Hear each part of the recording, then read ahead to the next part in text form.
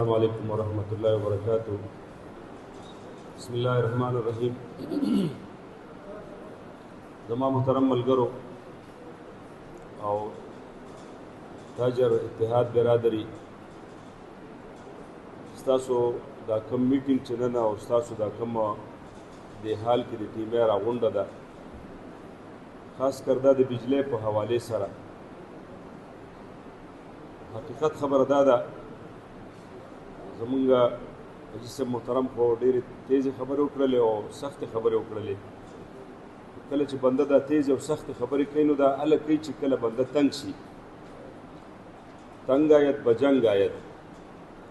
او دا عوام یقینا چې تنګ شوي دي، ځکه دا زمونږ د سټیټ او زمونږ د حکومت ذمواري ده چې دا حکومت زمونږ نه دا ټیکسونه علي، د تاجر برادرۍ نه دا ټیکسونه علي. پکار ده چې دا ټول سهولتونه دوی ته مهیا کړي. دوی به موږ ته زر دا ووایي اکسین صاحب او یا د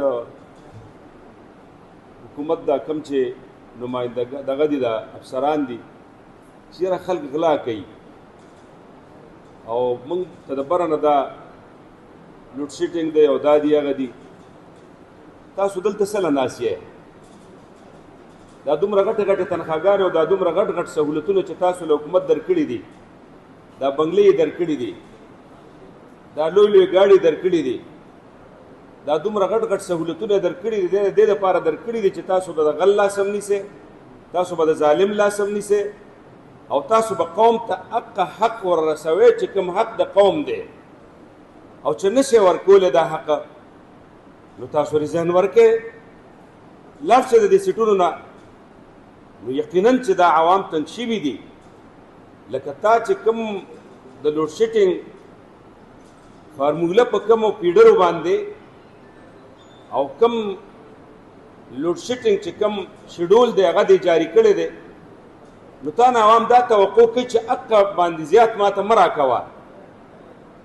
ټیک شوله 50% ریکوري کېږي یا 60% ریکوري کېږي یا د هغې مطابق تا لوډ شیډینګ بره دغه کړی دی.